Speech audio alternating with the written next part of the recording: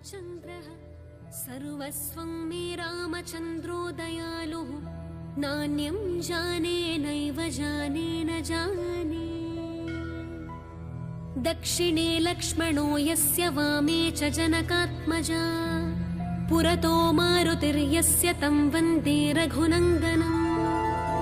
लोकाभिरामं रणरङ्गधीरं राजीवनेत्रं रघुवंशनाथम् कारुण्यरूपं करुणाकरं तं श्रीरामचन्द्रं शरणं प्रपद्ये। मनोजवं मारुततुल्यवेगं जितेन्द्रियं बुद्धिमतां वरिष्ठं वातात्मजं वानरयूथमुख्यं श्रीरामदूतं शरणं प्रपद्ये।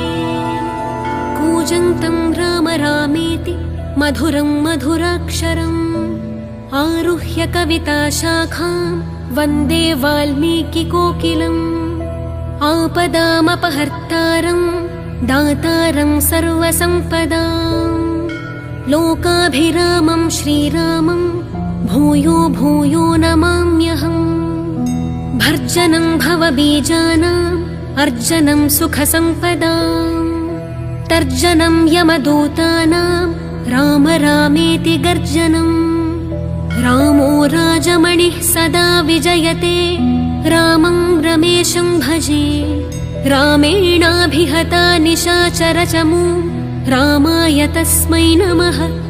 रामान्नास्ति परायणं परतरं रामस्य दासोऽस्म्यहम्। रामे चित्तलयः सदा भवतु मे भो राम मामुद्धर।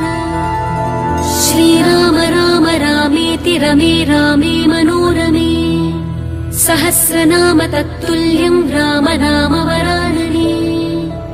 श्रीराम राम रामेति रमे रामे मनोरमे सहस्रनाम तत्तुल्यं राम नाम वरानने।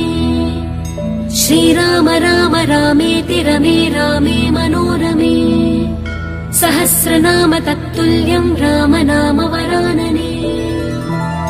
इति श्री बुधकौशिक मुनि